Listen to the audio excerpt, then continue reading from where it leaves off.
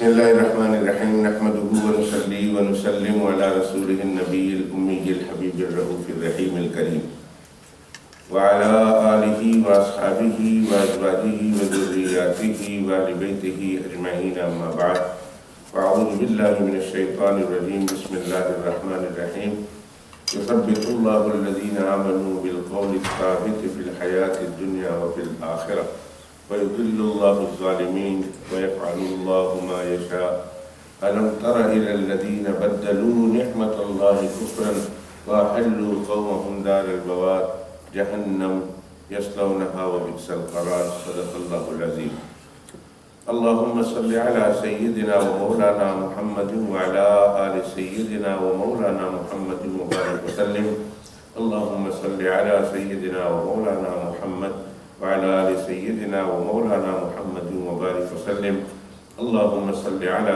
سيدنا ومولانا محمد وعلى آل سيدنا ومولانا محمد وبارك وسلم وصل عليه تسلیما کثیرا کثیرا کثیرا۔ گزشتہ جمعۃ المبارک کے موقع پر اللہ سبحانہ و تعالیٰ کی عطا کردہ توفیق سے آپ حضرات کی خدمت میں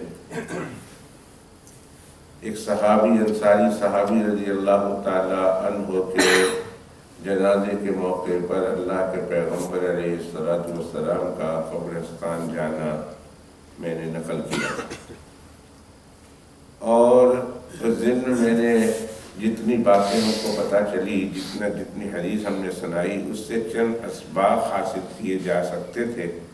ان میں سے پہلا سبق میں نے بہت تفصیل کے ساتھ آپ کی خدمت میں پیش کیا کہ قبرستان جب جائیں تو قبرستان جانے کے بعد وہاں ٹھٹھا، تمسخر، ہنسی مذاق، ہنسنے والی بات، دنیاوی بات ہرگز نہیں کرنی چاہیے، بلکہ وہاں جا کر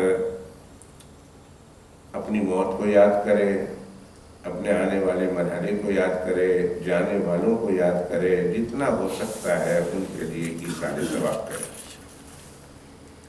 ایک دوسرا سبق اس حدیث پاک سے یہ ملتا ہے کہ اللہ کے پیغمبر علیہ الصلوۃ والسلام اور صحابہ کرام رضوان اللہ تعالیٰ علیہم اجمعین جب قبرستان پہنچے اور قبر تیار نہیں تھی تو حضرت صلی اللہ علیہ وسلم ماں اپنے اصحاب کے ایک علیحدہ جگہ پر جا کر بیٹھ گئے۔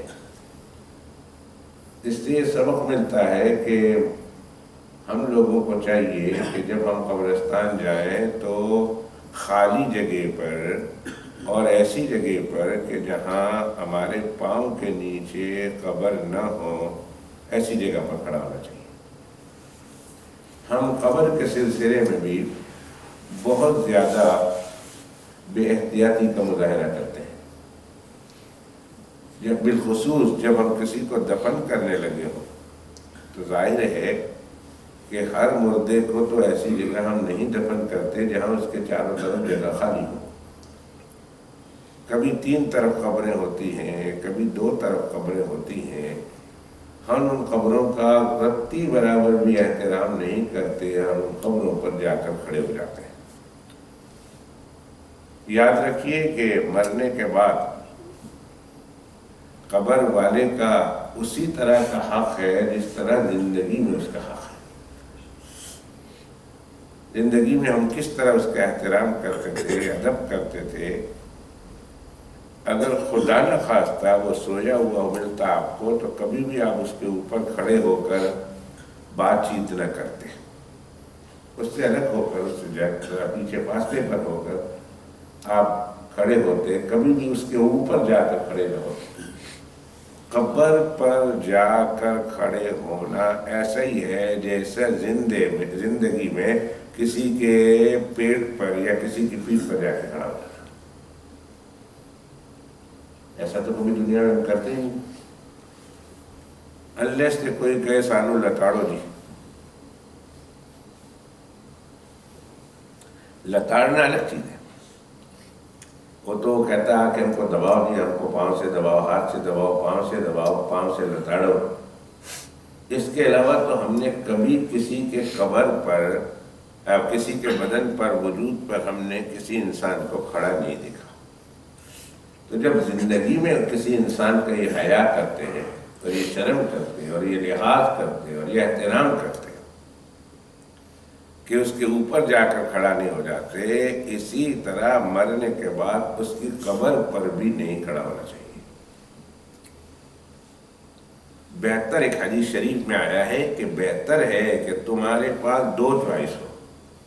میں سمجھاتا ہوں اس حدیث بات کو کہ تمہارے پاس دو چوائس ہو۔ ایک چوائس یہ ہے کہ یہ قبر ہے، اس پہ بیٹھ جاؤ یا اس پہ کھڑے ہو جاؤ، اور دوسری چوائس یہ ہے کہ اس کے پاس آگ کا انگارہ ہے، فلیم ہے، کسی نے کوئلہ جلایا ہے، کسی نے لکڑی جلائی ہے، اور لکڑی جلانے کے بعد اس کو وہاں آگ جل رہی ہے، فلیم ہے، انگارے ہیں، یا وہاں قبر پہ بیٹھ جاؤ، کھڑے ہو جاؤ، یا انگارے پر کھڑے ہو جاؤ۔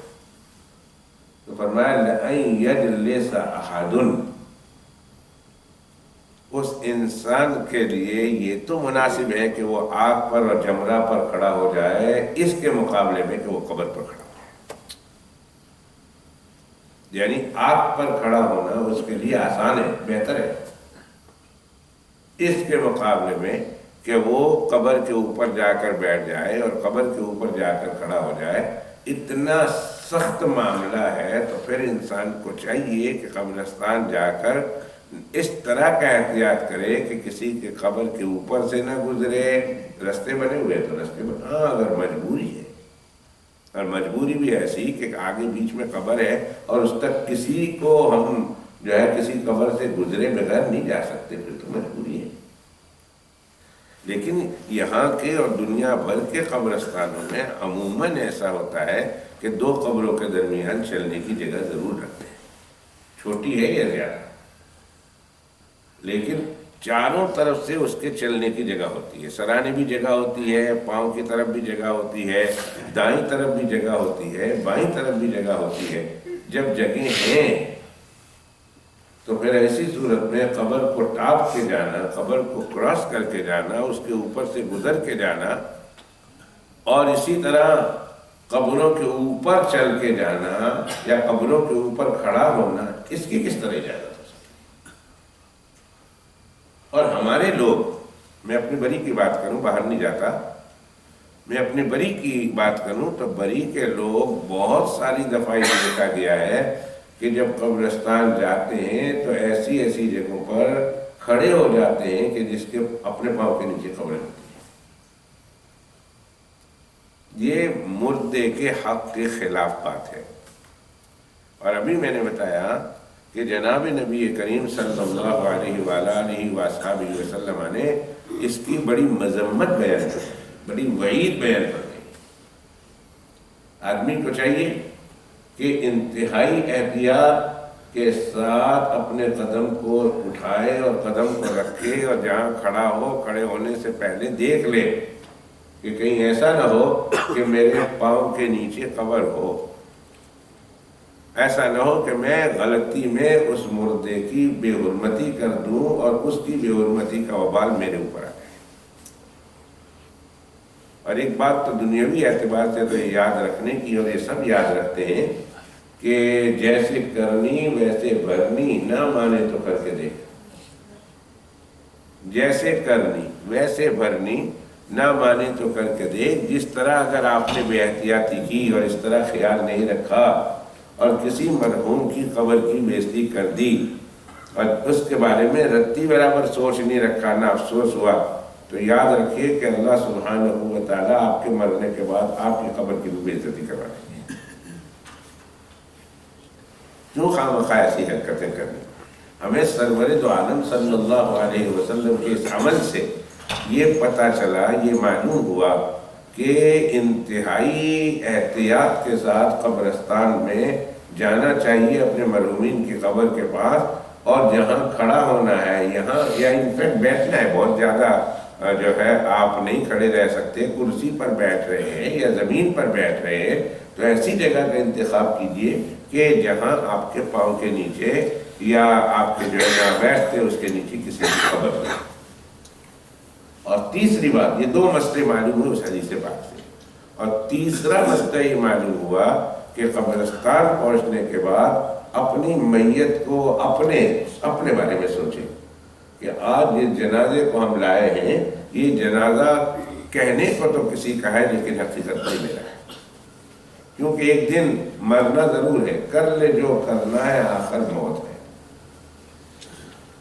جو بھی مرضی ہے کر لے، انسان نے آخر مرنا ہے اور مرنے کے بعد قبرستان ہی آنا ہے، اور اسی طرح جس طرح ہم اس مردے کو دفن کر رہے ہیں اسی طرح ہمیں بھی دفن کیا جائے گا۔ اپنی موت کو یاد کریں، اپنے دفن ہونے کا پورا منظر اپنی نگاہوں میں لائیں کہ آج ہم کسی کو اتار رہے قبر پہ، کل ہمیں اتارا جائے گا بھائی، اور کل اس کی جگہ پر ہم ہوں گے، اور اس کے بعد آنے والے سوال و جواب، منکر نکیر، اور پھر ہماری روح کا واپس آسمانوں پر جانا، اللہ سبحانہ و تعالیٰ کی پاک بارگاہ میں پہنچ کر سجدہ کرنے کی اجازت مانگنا۔ پتہ نہیں کون سی روحیں ہیں جس کو سجدہ کرنے کی اجازت ملتی ہے اور کون سی روح ہیں جس کو سجدہ کرنے کی اجازت نہیں ملتی۔ اب بڑا سجدے کا شوق رکھنے والا، کیا دنیا میں تو مجھے سجدہ کرتا تھا، مجھے یاد کرتا تھا اور میرے سامنے جھکتا تھا، اب آپ نے میرے سامنے جھکنے کا شوق پیدا ہوا اور مجھے جھکنے کا خیال آیا، ہو سکتا ہے اللہ اس وقت اجازت ہی نہ دے جھکنے کی۔ قیامت میں ایک منظر آنے والا ہے جس میں ہے کہ قیامت میں جو دنیا میں اللہ کی پاک بارگاہ میں جھکتے تھے، اللہ سبحانہ و تعالیٰ یوم یکشف عن ساق ویدعون الی السجود، کل قیامت کے دن اللہ سبحانہ و تعالیٰ اپنے ساق کی تجلی کھولیں گے، اپنی پنڈلی کی تجلی ان پر ظاہر فرمائیں گے، جیسے اس کی شان ہے، جیسے اس کی پنڈلی ہے۔ یہ تو اللہ ہی جانتا ہے اس سے مراد کیا ہے، لیکن ہم جو قرآن شریف میں اس پر ہمارا ایمان ہے کہ یوم یکشف عن ساق، جب کل قیامت کے دن اللہ ہٹائیں گے اپنی پنڈلی سے کپڑا اور اس کی چمک ہوگی، تو پھر وہ بندے جو دنیا میں اللہ کو سجدہ کرتے تھے، اللہ کے سامنے اس نور کی تجلی کو دیکھ کر سجدہ ریز ہو جائیں گے، اور جنہوں نے دنیا میں سجدہ کرنے کی تکلیف گوارا نہیں کی، کل وہ بھی جھکنا چاہیں گے لیکن ان کی پشت، ان کی پیٹھ تختے کی طرح سخت ہے، اور وہ جھکنا چاہیں گے تو بھی نہیں جھک سکتے، اور اللہ سامنے ہو اور اس کی تجلی سامنے اور اس کی نورانیت سامنے ہو، اور مخلوق ایک بہت بڑی تعداد میں اللہ کے سامنے جھک رہی ہو، اور ہم اللہ سبحانہ و تعالیٰ کے سامنے جھکنا چاہنے کے باوجود بھی ہم نہیں جھک پا رہے ہوں، تو اس وقت شرمندگی، اس وقت حسرت، اس وقت افسوس اور اس وقت ندامت جو ہوگی، اس ندامت کا اندازہ ہم اس دنیا میں رہ کر نہیں کر سکتے۔ اس وقت تو ہمارے تصور میں بھی نہیں آتا کہ اس وقت ندامت کا کیا ہوگا۔ اسی طرح یہ تو اس وقت ہوگا جب ہم جنت میں یا جب ہم میدان محشر میں حاضر ہوں گے اور ہم باڈی کے ساتھ حاضر ہوں گے، لیکن یہ جب روح جاتی ہے مرنے کے بعد اللہ کی پاک بارگاہ میں، فرشتے اس کو لے کر جاتے ہیں، اللہ سبحانہ و تعالیٰ پوچھتے ہیں، لے آئے ہو میرے بندے کی روح کو؟ فرشتے پوچھتے ہیں اللہ اس کو کہاں ڈالنا ہے؟ اس سے پہلے جو معاملہ ہوتا ہے اس میں یہ روح اللہ سبحانہ و تعالیٰ کے سامنے سجدہ ریز ہوتی ہے، وہ جو نیک ہے، اور جو بری ہے ان کو سجدہ ریز ہونے کی اجازت نہیں ملتی۔ جو سجدہ ریز ہو جاتی ہے اللہ فرماتے ہیں لے جاؤ اسے علیین میں لے جاؤ، کلا ان کتاب الابرار لفی علیین وما ادراک ما علیون کتاب مرقوم یشہدہ المقربون۔ اور اگر برے ہیں، کافر ہیں، فاسق ہیں، منافق ہیں، اللہ کے نافرمان ہیں، تو جب ان کو سجدے کی اجازت نہیں ملتی تو اللہ سبحانہ و تعالیٰ فرماتے ہیں لے جاؤ میرے بندوں کو سجین میں ڈال دو۔ ایک علیین ہے اور ایک سجین ہے۔ سجین کا لٹرلی معنی ہے قید خانہ، اور شریعت کی اصطلاح میں ارواح وہ جگہ پر، مرنے والے کی ارواح اس جگہ پر جہاں عذاب ہی عذاب ہے، جہاں تکلیف ہی تکلیف ہے، جہاں مصیبت ہی مصیبت ہے، جہاں پریشانی ہی پریشانی ہے، اس جگہ کا نام سجین رکھا ہے۔ اللہ فرمائیں گے میرے اس بندے کی روح کو سجین میں جا کے ڈال، اور اس بندے کی روح کا تعلق اس کے جسم کے ساتھ جوڑو، تاکہ نیک ہے تو نیکی کی راحت جہاں اس کے روح کو مل رہی ہے، فرحت اس کے روح کو مل رہی ہے، اسی طرح اس کے ساتھ ساتھ اس کے جسم کو بھی فرحت ملے، اور اگر بری جگہ پر ہے تو جہاں اس کی روح کو تکلیف ہو رہی ہے اس کے ساتھ ساتھ اس کے جسم کو بھی تکلیف ہو۔ ایک چھوٹی سی مثال دے کر اپنی بات کو آگے بڑھاؤں۔ جیسے سونے والے آپ کے پڑوس میں سویا ہے، اب وہ خواب دیکھ رہا ہے، اچھے دیکھ رہا ہے یا برے دیکھ رہا ہے، بہرحال وہ خواب دیکھ رہا ہے۔ کچھ خواب بہت اچھے نظر آتے ہیں بعضوں کو، اور کچھ بہت ڈراؤنے خواب نظر آتے ہیں۔ مارا جا رہا، پیٹا جا رہا، ڈرایا جا رہا، شیر ہے اس کے پیچھے، کتا ہے اس کے پیچھے، جانور ہے اس کے پیچھے، بہت ہلاکت، آگ ہے، آگ میں جل رہا، وغیرہ وغیرہ، یا کسی بہت خوبصورت جگہ پہ ہے، کوئی بہت اچھی دعوت اڑا رہا، تو جو دعوت اڑا رہی ہے، جو کھانا کھا رہا ہے، جو عذاب میں مبتلا ہے، اس کا جسم تو نہیں نا، اس کی روح، اس کا جسم تو آپ کے سامنے پڑا ہے۔ اس کی روح ہے جس کے اوپر یہ احوال گزر رہے ہیں، اس کی روح یہ خواب دیکھ رہی ہے۔ لیکن مجھے بتائیں کہ اس راحت کا اس کو اس دنیا میں اس کے جسم کو مزہ مل رہی ہے کہ نہیں، اور اس کے عذاب کا اس کو روح کے ساتھ جسم کو پریشانی مل رہی ہے کہ نہیں۔ بسا اوقات آپ نے دیکھا ہوگا بندہ بے چین ہے، کروٹیں بدل رہا ہے، خوفناک قسم کی آواز نکال رہا ہے، پسینہ آیا ہوا ہے، جب وہ جاگتا ہے گھبرا کر، ہاں میں کہاں ہوں، دیکھو تو پانٹے پر پسینہ ہے، وجود پر پسینہ ہے، بھائی کیا ہوا؟ وہ شکر ہے اللہ کا، کیا ہوا کیا؟ وہ بھائی میں برا خواب دیکھ رہا تھا۔ خواب تو روحیں دیکھتی ہیں، تمہارا جسم تو یہاں ہے، میں دیکھا میں آگ میں ہوں، تو آگ میں تو کہاں ہے؟ تو یہاں بیٹھا ہوا تھا، لیکن وہ روحیں خواب دیکھتی ہے اور اس کے اثرات بدن پر ہے، وہ روحیں اچھا خواب دیکھ رہی ہے، اس کے اثرات بدن مزہ لے رہا، بے عین ہی نہیں۔ یہ سملیرٹی میں کم از کم سمجھانے کے لیے بتانا چاہتا ہوں، اس لیے کہ یہ آخرت کا معاملہ ہے، اور آخرت کا معاملہ اس دنیا میں رہ کر سمجھا نہیں جا سکتا، لیکن اس کو مثال سے سمجھایا جا سکتا ہے، اور مثال قریب قریب دی جاتی ہے سمجھانے کے لیے کہ اسی طرح ہماری روحیں تو ہوں گی علیین میں، ہماری روحیں ہوں گی سجین میں، لیکن اللہ سبحانہ و تعالیٰ اس کا کنیکشن اس باڈی کے ساتھ کر دیتے ہیں، اور کبھی یہ کنیکشن اللہ اس طرح زور کر دیتے ہیں کہ جب مرنے والے کی قبر پر جب زندہ اس کا بیٹا یا بیٹی یا کوئی رشتہ دار یا دوست یا احباب جو دنیا میں اس کو جانتا تھا، جب اس کی قبر پر جا کر سلام پیش کرتا ہے، وہ آنے والے کے آنے کو دیکھتے ہیں، اس کے سلام کی آواز کو سنتے ہیں، آواز کو پہچان بھی لیتے ہیں، اور مرنے والے کے پہچاننے کے اور آنے کی اس کو اطلاع و خبر مل گیا کہ کون آیا، میرا بیٹا آیا ہے، میری بیٹی آئی ہے، میرا گھر والا آیا ہے، میرا دوست آیا ہے، کس نے آ کر مجھے سلام کیا۔ حدیث شریف میں آتا ہے کہ جو آدمی قبرستان جا کر مرحوم مرنے والے کے قبر پر سلام پیش کرتا ہے، صرف یہی نہیں کہ مرنے والا اس کے سلام کو سنتا بھی ہے، اور یہ بھی جان لیتا ہے کہ کون میرا دوست ہے کہ جس نے آ کر میری قبر پہ سلام پڑھا ہے، پہچان بھی جاتا ہے۔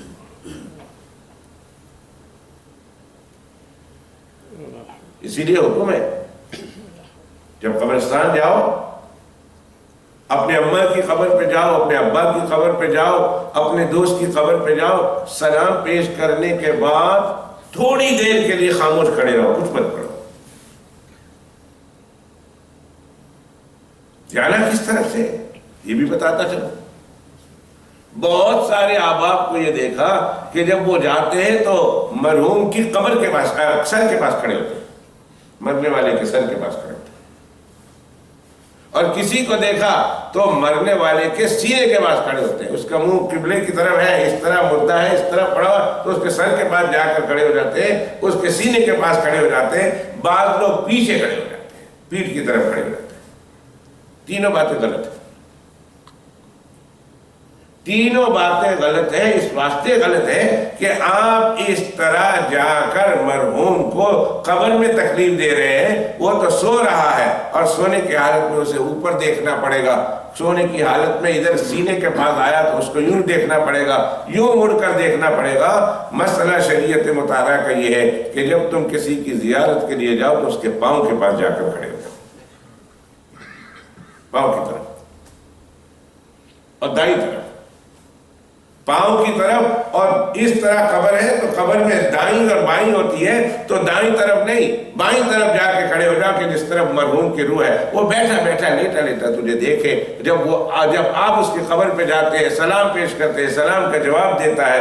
ابھی پڑھنا شروع مت کرو, اس لیے کہ جب تم پڑھنا شروع کرتے ہو اللہ کی رحمت اترنی شروع ہو جاتی ہے, اور جب اللہ کی رحمت شروع ہو جاتی ہے تو تمہارے پڑھنے اور وہ میت کے درمیان میں ایک فوگ کسی کیفیت طاری ہو جاتی ہے جسے نور اترنا کہتے ہیں. وہ تم کو دیکھ نہیں سکتا. اس نور کی کثرت میں تھوڑی دیر کھڑا رہو تاکہ وہ جی بن کر تمہیں دیکھے, پھر اس کے بعد پڑھنا شروع کرو. اس کے بعد پڑھنا شروع. ہم کیا ہیں, نہ ہم کو شریعت کا پتہ, نہ دنیا کا پتہ, نہ دینداری کا پتہ, نہ دنیا داری کا پتہ. ایک دفعہ کہیں گھر میں فوتگی ہو گئی, کسی کے میت میں تو جانا نہیں, کسی کے میت میں جا کر پارٹیسپیٹ کرنا نہیں, اپنے گھر میں فوتگی ہو گئی ہے اور ہم نے قبر میں اترنا ہے, تو پھر مرضی ہماری ہے. جس طرح ہم اپنا مردہ ہے جس طرح ہم دفن کریں دفن کریں, کون پوچھ رہا ہے؟ نہ ہماری غیرت گوارا کرتی ہے کہ ہم اپنے مردے کو کسی اچھے انسانوں کے حوالے کریں, نہ ہمیں آتا ہے اچھی طرح کرنے کا کہ ہم اسے اچھی طرح ادا کریں. ساڑھا ابا سی, ساڑھا پیو سی, ساڑھا پرا سی, ساڑھی بیوی سی, اسی دفن کریں گے. میں پہلے کبھی دفن کیا ہے نہیں جی, کدی نہیں کیتا.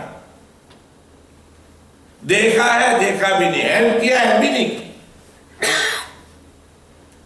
تو جب ہیلپ نہیں کیا, دیکھا نہیں, اور تم نے ایکسپیرینس نہیں کیا, تو بھیا تم نے تو الٹا ہی مارنا ہے.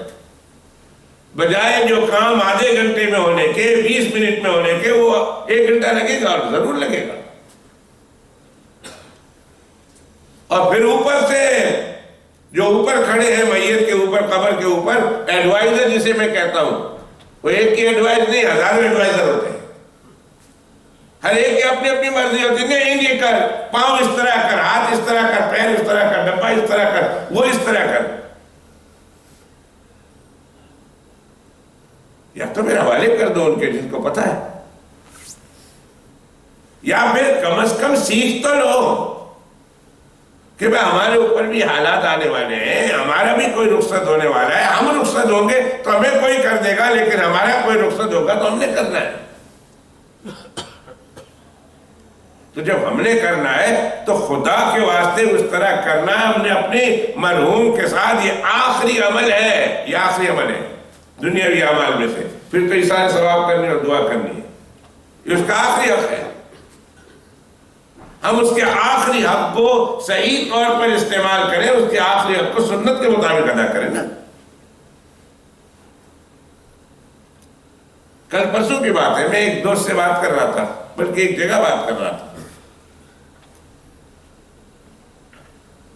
کہ میت کو قبر میں قبلہ کی جانب لیٹانا, قبلہ کی جانب لیٹانا,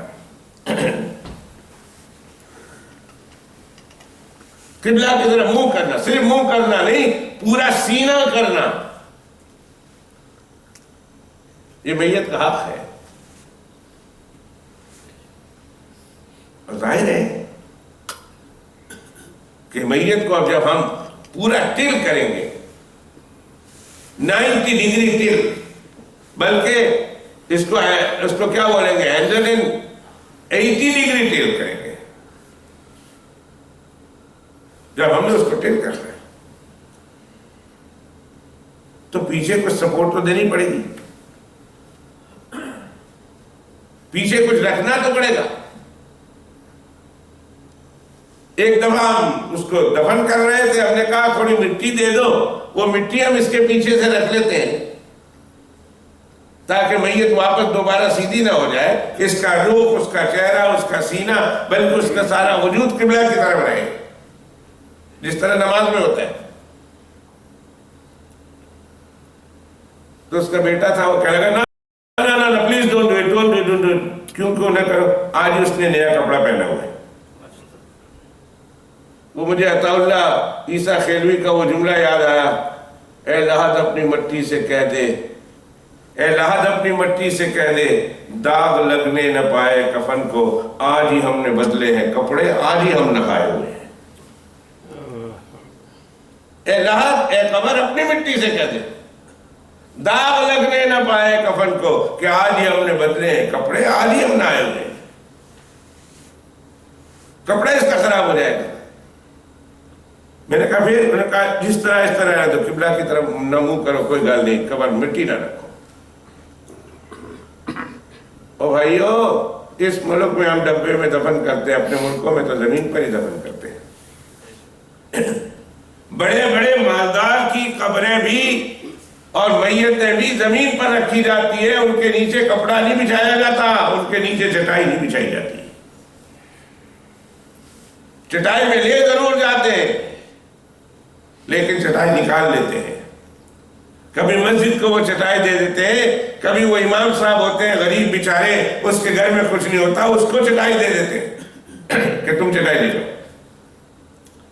چاہے جتنا مالدار ہو، اس کی میت کو زمین پر ہی لٹایا جاتا ہے. اور پھر دعا بھی تو یہی ہے نا، منہا خلقناکم وفیہا نعیدکم ومنہا نخرجکم تارۃ اخری. اے انسان، ہم نے تم کو مٹی سے پیدا کیا اور مٹی ہی میں ہم نے تم کو لوٹایا ہے، اور تم مٹی ہی سے اٹھائے جاؤ گے. لیکن عجیب تماشا ہے بھائی، سیکھنے والی یہ چیزیں ان چیزوں میں سے جس کا سیکھنا ضروری ہے. شادی کرنی ہے تو شادی کے مسائل سیکھو، بچے پیدا ہونے ہیں تو بچے پیدا ہونے کے بعد اس کے مسائل سیکھو، مرنا ہے تو مرنے کے بعد کے مسائل سیکھو، زندوں کے ساتھ کیا ہونا ہے، کیا کرنا ہے، اس کے مسائل سیکھنے کی ضرورت ہے. ہم نے تو کسی کو نہیں دیکھا دنیا میں کہ اس نے ڈرائیونگ کرنی ہے تو بغیر سیکھے ڈرائیونگ کرنا شروع کر دے. دیکھا ہے کسی کو؟ روٹی پکانی ہے تو بغیر سیکھے روٹی پکانا شروع کرے، اور ہانڈی پکانی ہے تو بغیر سیکھے ہوئے ہانڈی بنانی شروع کرے. لیکن کس کو پرواہ ہے؟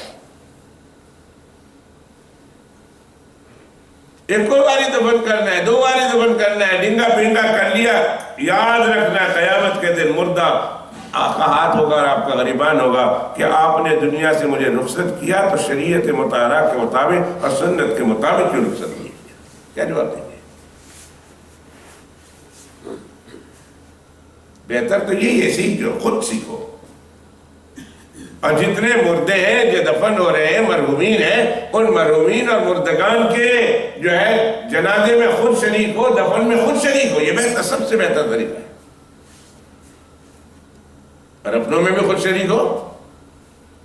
اور اگر ایسا مسئلہ نہیں ہے تو پھر کم از کم اپنی میت کو ان لوگوں کے حوالے کر دو جو دفن کرتے چلے آ رہے ہیں، سنت کے مطابق، شریعت کے مطابق دفن کرتے چلے آ رہے ہیں، تاکہ آپ کے ذمے جو ایک بہت بڑی ذمہ داری ہے، اور ذمہ داری سے آپ سبقدوش ہو گئے. یہ تو میں نے نہیں دیکھا. گڈی میری ہے اور میں نے ڈرائیونگ آؤندی نہیں تو سارے سوار ہو جاؤ تو گڈی میں چلاؤں گا. اور بندیاں نے کہنا ہے، بابا مرندہ شوق ہے تو کلہ جا کے مر، سانو نال نہ ماری، ہم تمہارے ساتھ تو بیٹھتے نہیں، تجھے تو ڈرائیونگ آتی نہیں ہے. اب ہم تیرے ساتھ بیٹھ گئے، گاڑی تیری ہے تو کیا ہوا، اب تیرے ساتھ بیٹھ گئے، تو مارے گا، ہم کو مارے گا. یا تو ہمارے ساتھ کسی ایک بڑا ڈرائیور ہے، اس کو دے دو، وہ لے جائے گا، یا پھر ڈرائیونگ سیکھ لے. دنیا کے معاملے میں ہم اتنے ہوشیار بنتے ہیں، لیکن شریعت کے معاملے میں اور آخرت کے معاملے میں اور اسلام کے معاملے میں اور دین کے معاملے میں جس طرح مرضی ہے چلے، گاڑی چلاؤ، چلے گی نہ. اگر دنیا میں تمہیں کوئی پوچھنے والا نہیں ہے تو کیا ہوا؟ آخرت میں ایک ہستی بیٹھی ہوئی ہے جس نے تمہارے پل پل کا حساب لینا ہے اور پل پل کے عمل کا جواب لینا ہے تم سے. تو قبرستان جب جائیں تو قبرستان جانے کے بعد اگر مردوں کی زیارت کر رہے ہیں یا انتقال کے بعد 2 دن کے بعد 1 دن کے بعد جب کبھی سال کے بعد جب کبھی کسی مرحومین کے اثار ثواب کے لیے قبرستان جانا ہے تو پھر اس کے جانے کے بھی آداب ہے. علماء نے مستقل کتابیں لکھی ہیں, اللہ ان کو جزائے خیر دے. مستقل سینکڑوں نہیں, ہزاروں اور ہزاروں نہیں, دسیوں ہزاروں حدیث سے ان حدیث پاک کا انتخاب کیا, ان حدیث پاک کو چنا اور چن کر آپ کے لیے مستقل کتابیں لکھی. کتاب انگریزی میں ملتی ہے, کتاب بنگالی میں ملتی ہے, کتاب اردو میں ملتی ہے, کتاب فارسی میں ملتی ہے, کتاب عربی میں ملتی ہے. جس زبان سے آپ کا تعلق ہے جو آپ پڑھ سکتے ہیں لکھ سکتے ہیں اس زبان میں آپ کو کتاب ملتی ہے. پر پڑھنے والے بھی تو چاہیے نا, کرنے والے تو کام کر گئے.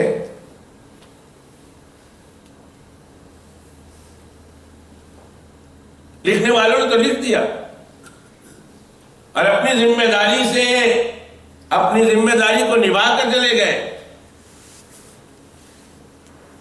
لیکن پڑھنے والے بھائی آپ قبرستان جاتے ہیں, اب اس کی ایک نئی ذمہ داری آ گئی, قبرستان جانا, اپنے اماں کی قبر پہ جانا, اپنے ابا کی قبر پہ جانا, بیوی کی قبر پہ جانا, دوست کی قبر پہ جانا. تو جانے کے آداب کیا, اور پھر یہ 3 چیزیں بتانے کے بعد چوتھا سبق جو گزشتہ جمعۃ المبارک کے موقع پر میں نے حدیث پاک شروع کی تھی کہ اللہ کے پیغمبر علیہ السلام نے بیٹھے بیٹھے اپنے سوچ میں ہیں, گم ہے, اللہ کے پیغمبر علیہ السلام ہاتھ میں ایک چھوٹی سی لکڑی ہے, اس لکڑی سے زمین کو مٹی پر کرید رہے ہیں. اور اس کے بعد اللہ کے پیغمبر علیہ السلام نے سر اٹھایا اور فرمایا اعوذ باللہ من عذاب القبر, اعوذ باللہ من عذاب القبر, اعوذ باللہ من عذاب القبر. 3 مرتبہ اللہ کے پیغمبر علیہ السلام نے صحابہ کرام سے فرمایا, دوستو, ساتھیو, صحابہ, میرے صحابہ, اعوذ باللہ من عذاب القبر, اللہ سے عذاب قبر سے پناہ مانگو.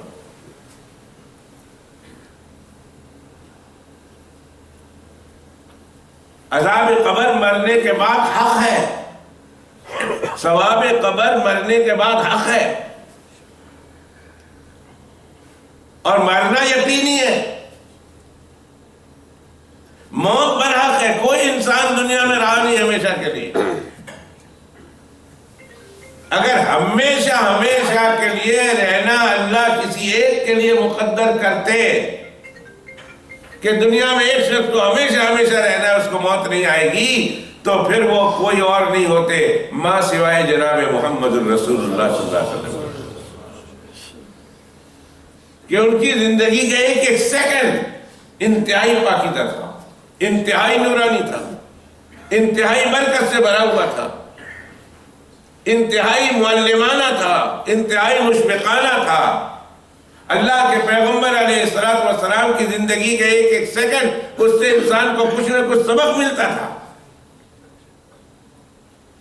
لیکن 63 ایئرز کی عمر میں اللہ کے پیغمبر علیہ السلام بھی ہم سب کو داغ مفارقت دے کر موت کا جام پی کر اللہ کی رحمت کو چلے گئے, اللہ کی رحمت میں چلے گئے 63 ایئرز کی عمر میں. اب کون سا انسان ایسا ہے جو یہ دعویٰ کرے کہ میں نے ہمیشہ رہنا ہے اور میں ہمیشہ رہنے کے لیے آیا ہوں اور میں ہمیشہ رہوں گا؟ موت برحق ہے. ہاں البتہ کفن میں بھی شک ہے اور قبر میں بھی شک ہے. کفن کا پتہ نہیں ملتا ہے کہ نہیں. بے شمار لوگ دیکھے ہیں جن کی دولت کا اندازہ خود ان کو نہیں تھا کہ اتنی میری دولت ہے, لیکن مرنے کے بعد نہ ان کو قبر ملی نہ ان کو کفن ملا. ایسے غائب ہوئے کہ پتہ نہیں چلا ہڈیاں کہاں ہیں, گوشت کہاں ہے, چمڑی کہاں ہے, ہڈیاں تک نکل گئی.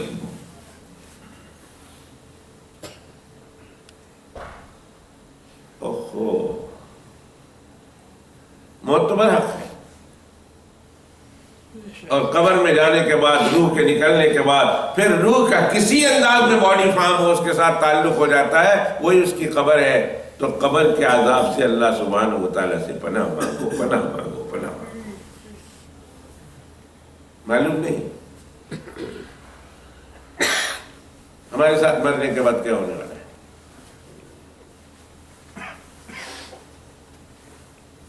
اتنی اہم یہ دعا ہے، اتنی اہم ضرورت ہے قبر کے بعد، مرنے کے بعد عذاب قبر سے پناہ مانگنے کی.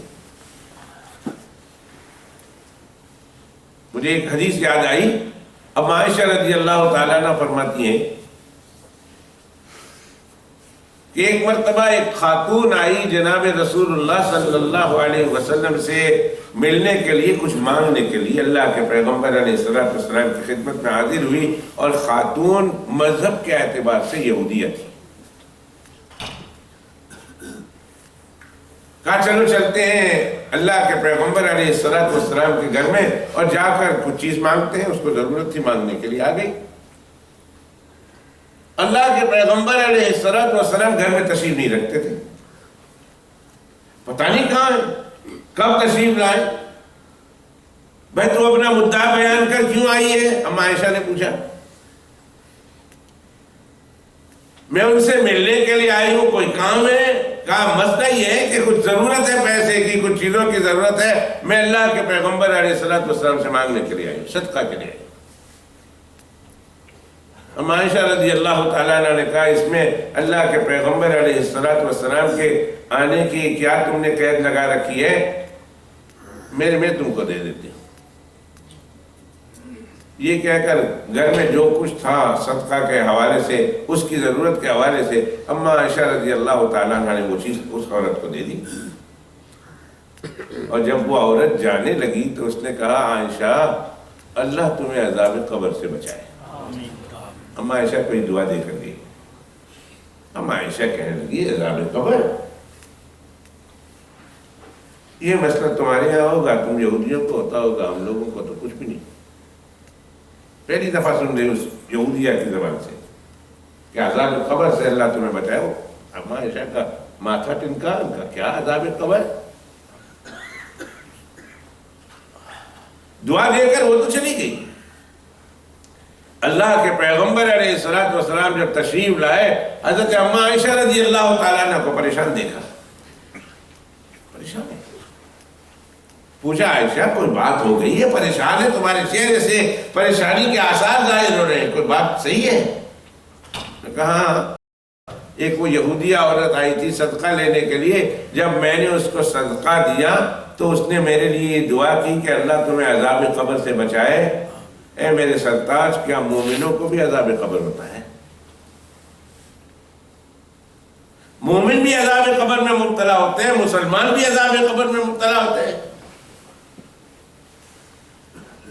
اللہ کے پیغمبر علیہ السلام نے فرمایا نعم یا عائشہ، یا عائشہ بالکل صحیح ہے، مومنوں کو بھی راحت قبر اور مومنوں کو بھی عذاب قبر ہوتا ہے. اما عائشہ فرماتی ہے بس وہ دن ہے کہ اس کے بعد میں نے اللہ کے پیغمبر علیہ السلام کو کوئی ایک دعا ایسی نہیں سنی جس میں اللہ کے پیغمبر علیہ السلام نے بلند آواز سے عذاب قبر سے پناہ نہ مانگی ہو.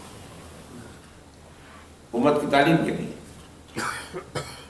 کہ اما عائشہ کو نہیں پتا تو دوسروں کو کیا پتا ہوگا. سب کو پتا ہونا چاہیے کہ عذاب قبر حق ہے. اور متعدد مواقع پر اللہ کے پیغمبر علیہ السلام نے عذاب قبر کے حوالے سے دعا مانگی، لوگوں کو عذاب قبر سے پناہ مانگنے کی اللہ کے پیغمبر علیہ السلام نے تاکید فرمائی. ان مواقع میں ایک یہ موقع ہے کہ قبرستان میں قبر تیار ہو رہی ہے اور اللہ کے پیغمبر علیہ السلام صحابہ کرام کے ساتھ بیٹھے ہوئے ہیں. پہلے تو خاموشی کے ساتھ بیٹھے ہوئے تھے، پھر یکایک سر اٹھایا اور سر اٹھا کر اللہ کے پیغمبر علیہ السلام فرماتے اعوذ باللہ من عذاب القبر.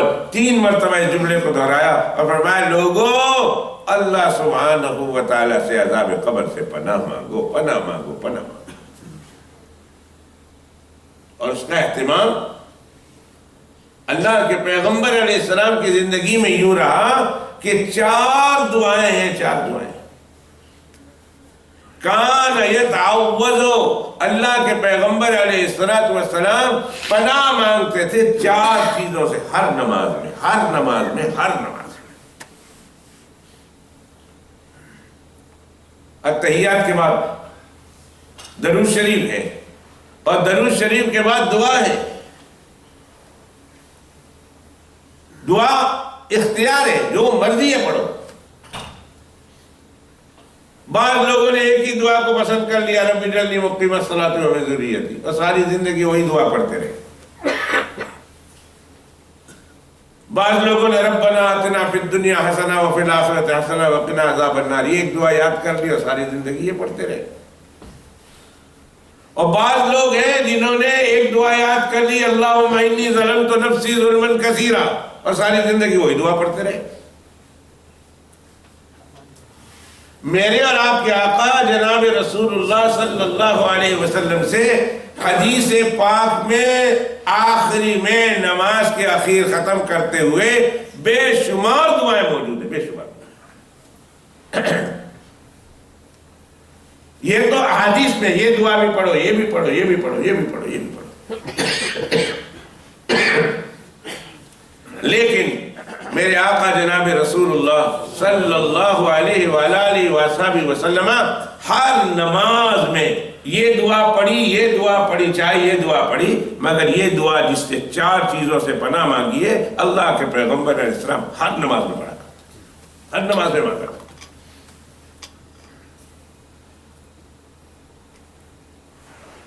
کبھی ہم نے سوچا وہ کیا دعا ہوگی؟ 4 امام ہیں، امام اعظم امام ابو حنیفہ، امام شافعی، امام مالک اور امام احمد ابن حنبل رحمۃ اللہ علیہ. اور امام احمد ابن حنبل رحمۃ اللہ علیہ نے اپنی فتاوی میں لکھا ہے، اپنے قول میں بتایا ہے کہ اس دعا کو جس میں اللہ کے پیغمبر علیہ السلام 4 چیزوں سے پناہ مانگتے تھے، یہ دعا کا پڑھنا ہر نماز میں واجب ہے، اس کے بغیر نماز نہیں. ہمارے یہاں تو ہو جاتی ہے، کوئی بھی دعا پڑھ لو، چاہے دعا نہ بھی پڑھو، پڑھنا سنت ہے، پڑھنے میں ثواب ملے گا. لیکن اگر کسی نے دعا نہیں بھی پڑھی ہے، جلدی میں ہے، یا اس کا وضو ٹوٹ رہا ہے، یا اس کو پیشاب لگ رہی ہے، اس نے جلدی جلدی درود شریف پڑھا، درود شریف پڑھنے کے بعد سلام پھیر دیا، یا بے خیالی میں سلام پھیر دیا، نماز ہو گئی، ہو گئی. اس لیے کہ دعا کا پڑھنا واجب نہیں تھا، دعا کا پڑھنا فرض نہیں تھا. لیکن امام احمد ابن حنبل رحمۃ اللہ علیہ فرماتے ہیں کہ اس دعا کو پڑھنا، دعا کو پڑھنا اور اس دعا کو پڑھنا واجب اور ضروری ہے. اگر کسی شخص نے نماز کے اخیر میں یہ دعا نہیں نہ مانگی، 4 چیزوں سے پناہ، جس میں 4 چیزوں کی پناہ نہیں مانگی، تو اس کی نماز ہی نہیں ہوگی، اس کو واپس نماز. ایک امام، اتنا بڑا امام، عظیم امام، جسے دنیا امام عزم و استقلال کہتے ہیں، امام احمد ابن حنبل رحمۃ اللہ علیہ، وہ امام یہ کہتا ہے کہ اس دعا کو پڑھنا واجب اور ضروری ہے. ہم کہتے ہیں کہ واجب اور ضروری اگرچہ نہیں، لیکن مستحب تو ہوگی، ہمیں تو پڑھنا چاہیے تھا. پڑھنا تو درکنار ہے، ہم کو پتہ ہی نہیں کہ کیا دعا پڑھنی چاہیے، کیا دعا مانگنی چاہیے. مسئلے کرتے ہیں تو بیٹھ کے سنو تو لگتا ہے وقت کا مفتی صاحب بیٹھا ہوا ہے.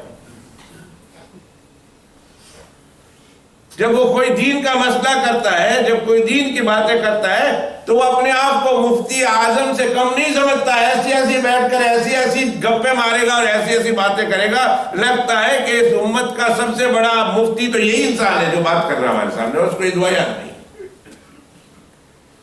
اس کو پتہ نہیں یہ دعا مانگنی چاہیے. 4 چیزوں سے اللہ کے پیغمبر علیہ السلام نے پناہ مانگی.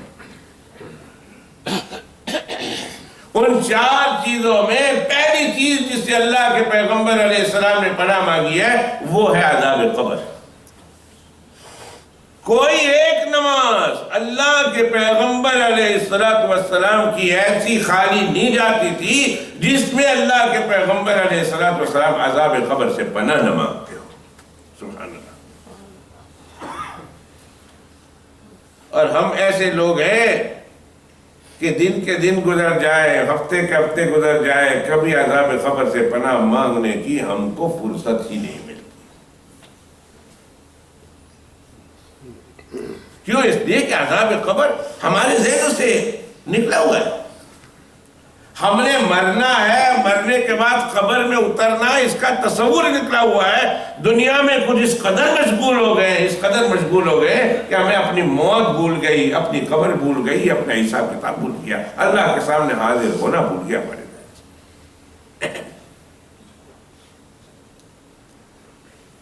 کر لے جو کرنا ہے، آخر موت ہے۔ جتنا اس سے بھاگنا چاہو گے، جتنا اس کو بلانا چاہو گے، یہ بھولتی نہیں ہے اور اس سے بھاگ نہیں سکتے۔ ایک دن تم کو فَإِنَّهُ مُلَاقِيكُمْ، تم کیا کر ملے گی۔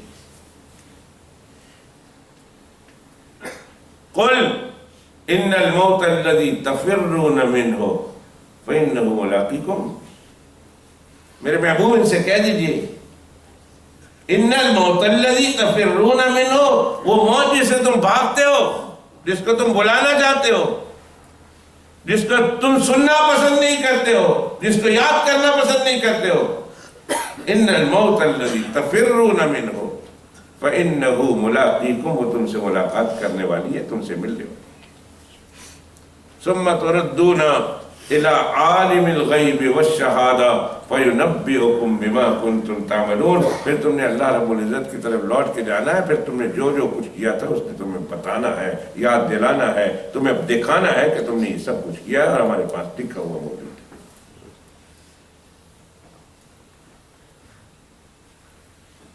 لہذا کم از کم دعاؤں کی حد تک تو اللہم انی اعوذ بک من عذاب القبر، اور کیڑا بندہ کہندا ہے تو آنے سر تے ڈنڈا لے کے کہ تسی عربی وچ ہی مانگنا ہے، ارے پنجابی وچ ہی مانگ لو نا۔ اللہ عذاب قبر سے سانو بچا لے، اللہ عذاب قبر سے ہمیں چھٹکارا نصیب کر دے، یہ دعا پنجابی میں مانگ دے، نماز میں نہیں، نماز کے بعد مت نماز منگل لگ جاؤ۔ نماز میں تو عربی کے علاوہ اور کچھ نہیں پڑھ سکتے، کوئی اور زبان استعمال نہیں کر سکتے۔ اللہم انی اعوذ بک من عذاب القبر، اخیر میں ایک مرتبہ یہ دعا مانگ لو۔ اور نماز کے اندر جو دعا مانگی جائے، قَمِنٌ أَن يُسْتَجَابَ لَكُمْ، حدیث شریف میں فرمایا بہت زیادہ اس قابل ہے یہ دعا کہ تمہاری دعا قبول کر لی جائے۔ نماز میں مانگی جانے والی دعا کوئی معمولی دعا نہیں ہوتی، نماز کے بعد مانگی جانے والی دعا کی یہ تاثیر ہے کہ اللہ سبحانہ و تعالیٰ فرماتے ہیں کہ اس بندے نے مزدوری کر لی، اس بندے نے مزدوری کر لی، اور مزدوری کرنے کے بعد مزدور کو اس کی تنخواہ، اس کی اجرت اسی وقت دے دیتے ہیں۔ اور حدیث کا حکم ہے کہ میت مزدور کو اس کی کام ختم کرنے کے بعد اس کے پسینہ خشک ہونے سے پہلے اس کی مزدوری دے دو۔ تو پھر آپ نے اللہ سبحانہ و تعالیٰ کا ایک زبردست کام کیا، ایک حکم پورا کیا، آپ نے اللہ سبحانہ و تعالیٰ کے اس حکم کے بارے میں عمل کیا۔ اب اس کے بعد آپ ہاتھ اٹھا کر اللہ سے دعا مانگ رہے ہیں۔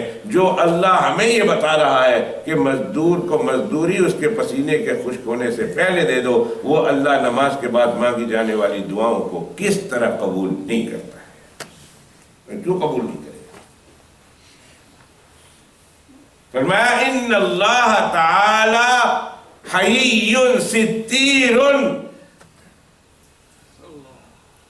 اللہ سبحانہ و تعالیٰ بہت شرمیلے ہیں، بہت حیا کرنے والے ہیں، اللہ سبحانہ و تعالیٰ بہت معاف کرنے والے ہیں، درگزر کرنے والے ہیں۔ جب نماز کے بعد بندہ ہاتھ اٹھا کر اللہ سبحانہ و تعالیٰ سے دعا کرتا ہے، اپنی مادری زبان میں کرے، عربی زبان میں کرے، جس زبان میں ہے کرے، جب بندہ ہاتھ اٹھا کر دعا کرتا ہے تو اللہ فرماتے ہیں مجھے شرم آتی ہے اس بندے کے خالی ہاتھ کو خالی ہی لوٹا دو۔ فرمایا پھر وہ جو مانگتا ہے میں اس کی مانگ کو پورا کر کے اس کو واپس لوٹاتا ہوں، اس کی مانگ کو لوٹاتا ہوں۔ لہذا آپ نے مزدوری کی، نماز پڑھی، اب نماز پڑھنے کے بعد آپ کریں دعا مانگیں اللہ سے، آپ کو مزدوری ملے گی۔ تو جب نماز کے بعد کی دعا کا یہ اثر ہے کہ اللہ اس کو خالی ہاتھ نہیں لوٹاتے، تو پھر نماز کے اندر جو دعا مانگی جائے، اخیر میں جو دعا مانگی جاتی ہے، مجھے ایک اور مسئلہ یاد آیا، بات بہت دور چلی گئی، اب میں ادھر تک واپس نہیں جا سکوں گا، لیکن میں ایک اور بات بتا دوں۔ جب سورہ نصر نازل ہوئی، اذا جاء نصر اللہ والفتح ورأيت الناس يدخلون في دين الله افواجا فسبح بحمد ربك واستغفر انه كان توابا۔ سارے صحابہ نے سنی، ایک صحابی رضی اللہ تعالیٰ عنہ ہیں جو رو رہے ہیں اس آیت کے نازل ہونے کے بعد۔ تو یہ کون سا رونے کا موقع ہے؟ یہ تو خوشی کا موقع ہے۔ یہ آیت تو بہت خوشخبری والی آیت ہے۔ آیت، یہ سورت کا مفہوم یہ ہے، اذا جاء نصر اللہ والفتح، اللہ کی مدد، نصرت اور فتح آ گئی۔ ورأيت الناس يدخلون فی دین اللہ افواجا، اور پیغمبر آپ دیکھیں گے لوگوں کو کہ دین میں فوج در فوج داخل ہو رہے ہیں۔ آپ کی محنت کام آ گئی، اللہ کی مدد اور نصرت کے ساتھ اب لوگ دین میں فوج در فوج داخل ہو رہے ہیں۔ فسبح بحمد ربک واستغفر، میرے محبوب تین کام آپ نے کرنے ہیں۔ فسبح بحمد ربک واستغفر، اللہ کی تسبیح اس کی تعمید کے ساتھ ادا کیجئے۔ واستغفر ہو، اور استغفار کیجئے۔ انہ کان توابا، بے شک وہ معاف کرنے والا ہے، توبہ قبول کرنے والا ہے، بہت زیادہ توبہ قبول کرنے والا ہے۔ یہ آیت کریمہ نازل ہوئی، سارے صحابہ خوش ہیں کہ ہمارا مشن کامیاب ہو گیا۔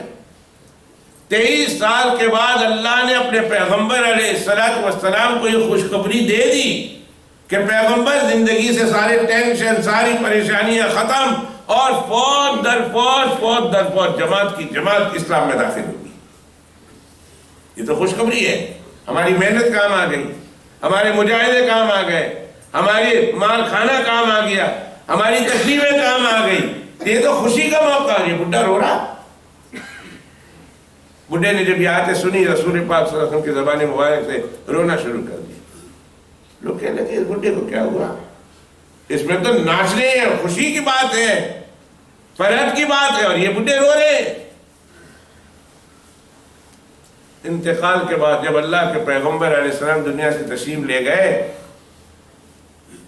اور اس صورت کے نازل ہونے کے بہت کم عرصے کے بعد چلے گئے، تو اس بابے سے پوچھا گیا، بابا تو تو رویا تھا اس صورت کے نازل ہونے کے وقت، کیوں؟ فرمایا اللہ سبحانہ و تعالیٰ اس صورت میں رسول اللہ صلی اللہ علیہ وسلم کو اپنے پاس بلانے کی خبر دے رہے ہیں۔ پیغمبر، ہم نے تو تمہیں دنیا میں بھیجا تھا کہ دنیا میں اسلام پھیل جائے، دنیا کے لوگوں کو ہدایت مل جائے، ہو گئی۔ اب لوگ فوج در فوج اسلام میں داخل ہو گئے۔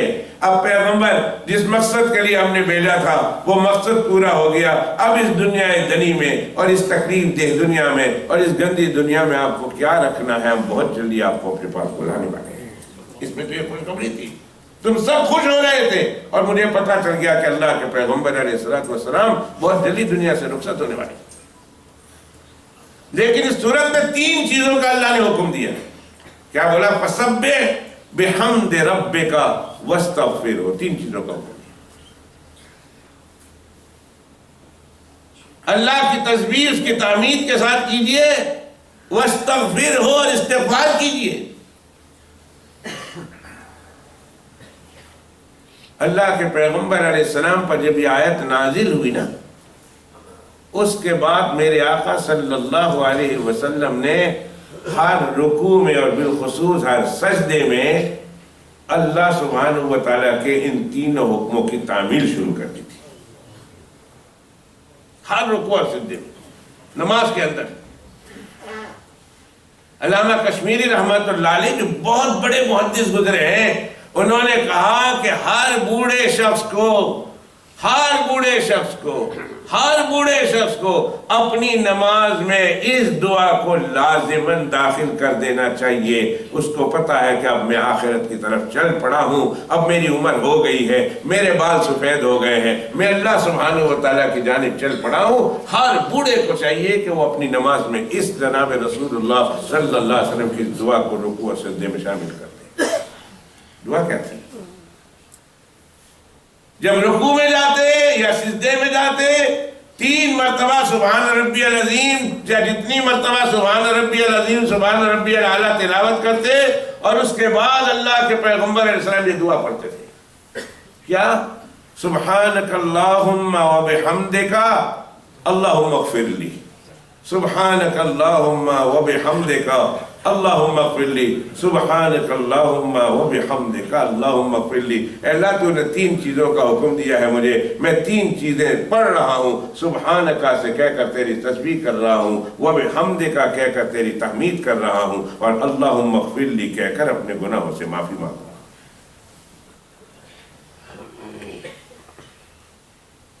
کوئی ہے اس مجمع میں؟ سینکڑوں کا مجمع کوئی ہے جو یہ کہے کہ میرے بال سفید ہو گئے، میری عمر 60 سے ٹپ گئی ہے، 60 سے تجاوز کر گئی ہے، میں آخرت کے راہ آدھی دنیا کٹ چکی ہے، اب میں اللہ سبحانہ و تعالیٰ کی طرف بڑھ رہا ہوں اور میں یہ دعا کرتا ہوں. رکوع میں 3 مرتبہ یہ مانگتا ہوں، سجدے میں 3 مرتبہ یہ مانگتا ہوں سبحانک اللہم وبحمدک اللہم اغفر لی. اس لیے کہ اللہ اپنے پیغمبر سے کہہ رہے ہیں اب آپ کے آنے کا وقت ہو گیا ہے، میرے پیغمبر 3 چیزوں میں اضافہ کر دیجئے، تسبیح بھی شروع کر دیجئے، تحمید بھی شروع کر دیجئے، اور استغفار بھی شروع کر دیجئے.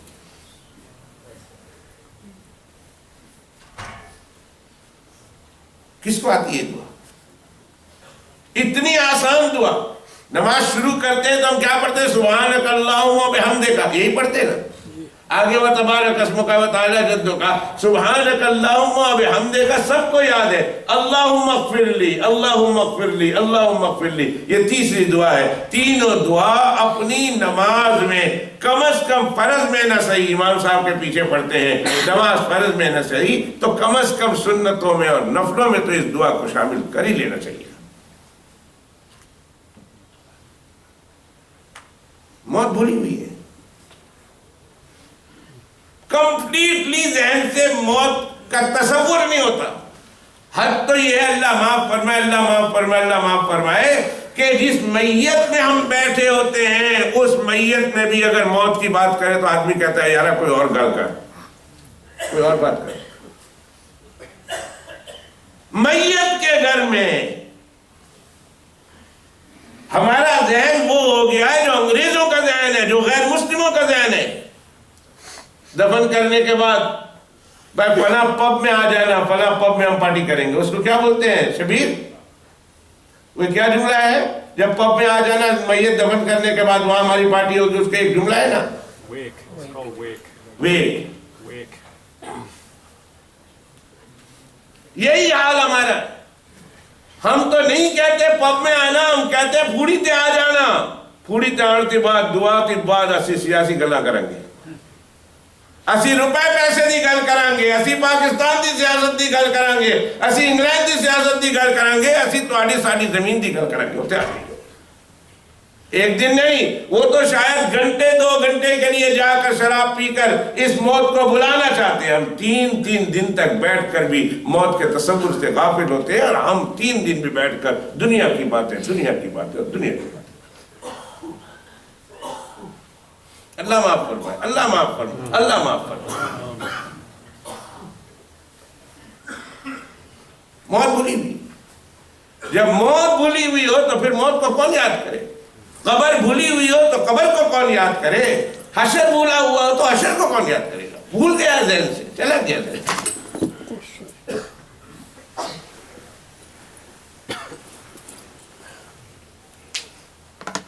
لہذا اللہ کے پیغمبر صلی اللہ علیہ وآلہ وآصحابہ وسلم کی عام عادت شریفہ یہ ہو چکی تھی اس آیت کریمہ کے نازل ہونے کے بعد، کہ پھر اللہ کے پیغمبر صلی اللہ علیہ وآلہ وآصحابہ وسلم یہ دعا مانگا کرتے تھے سبحانک اللہم وبحمدک اللہم اغفر لی، سبحانک اللہم وبحمدک اللہم اغفر لی، سبحانک اللہم وبحمدک اللہم اغفر لی. 3 مرتبہ ضرور مانگنی چاہیے، مانگنی چاہیے، مانگنی چاہیے.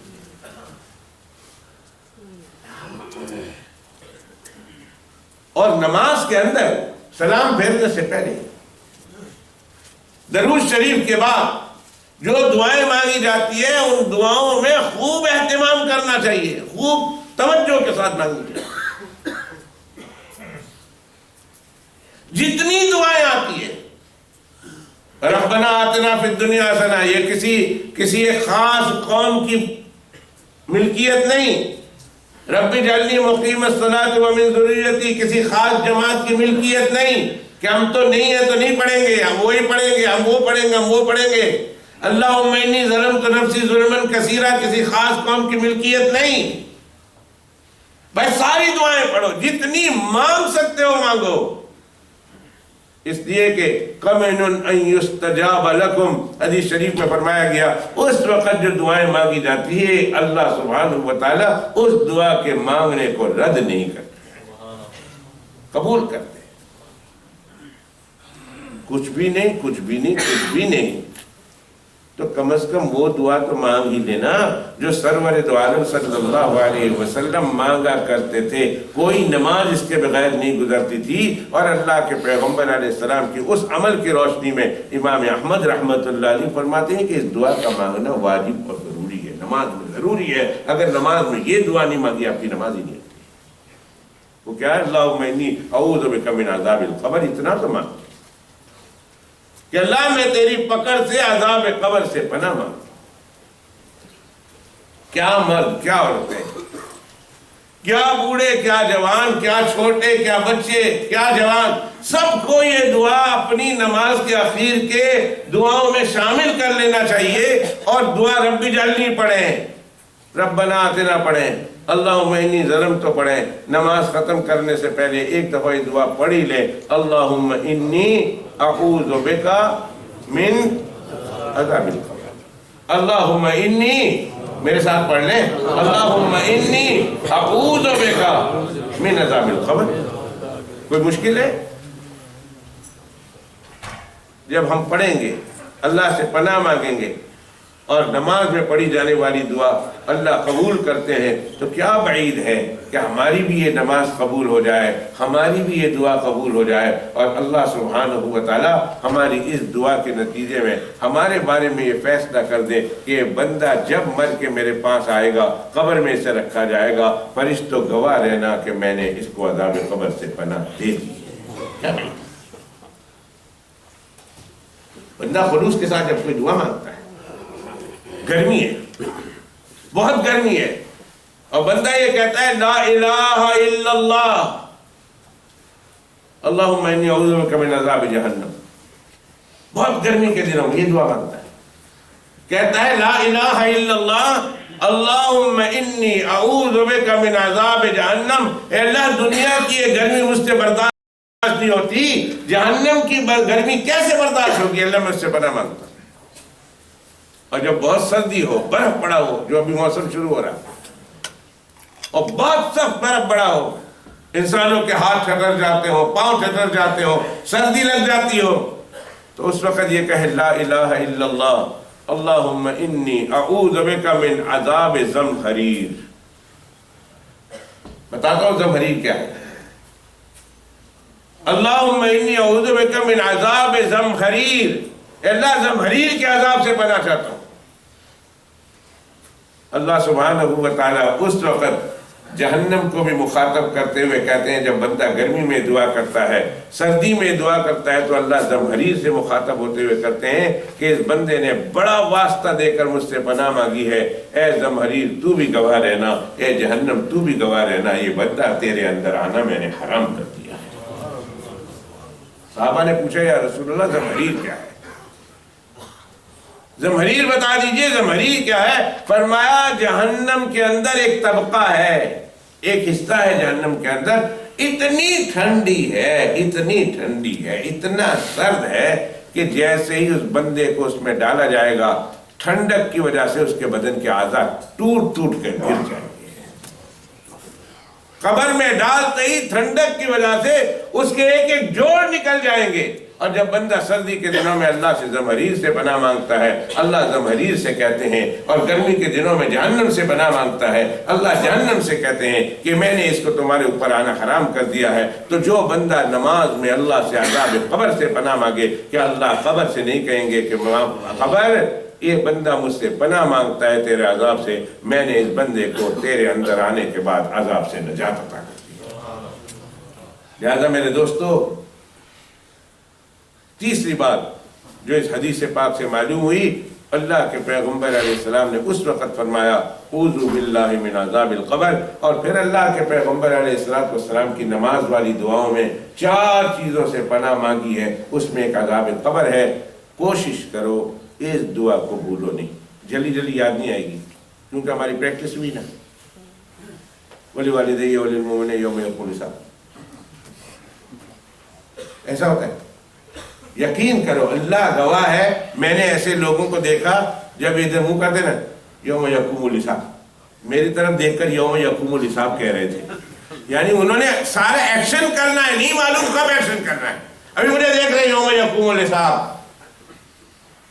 اللہ کے بندے، یوم یقوم الحساب نماز کے اندر السلام میں نہیں ہے، نماز میں تو جلدی عادت پڑ چکی ہے، جو پڑھنے کا ہے بٹن دبایا اور ختم ہوا تو ختم کر دیا، السلام علیکم ہو گئی۔ جب نماز دھیان سے پڑھیں گے اور نماز میں اللہم انی اعوذ بک من عذاب القبر بھی پڑھیں گے، انشاءاللہ انشاءاللہ انشاءاللہ اللہ کی ذات سے امید ہے کہ اللہ نماز میں مانگی جانے والی دعا کو رد نہیں کرتے، اللہ ہمیں عذاب قبر سے پناہ ضرور عطا فرمائے۔ اور اس پر میں عذاب قبر کی اور ثواب قبر کی کچھ واقعات سنا رہا تھا، 2 ہفتے ہو گئے، موقع نہیں ملا، اگلے ہفتے انشاءاللہ اس کے بارے میں تشریح کروں گا۔ وآخر دعوانا ان الحمدللہ رب العالمین وصلی اللہ علیہ وسلم۔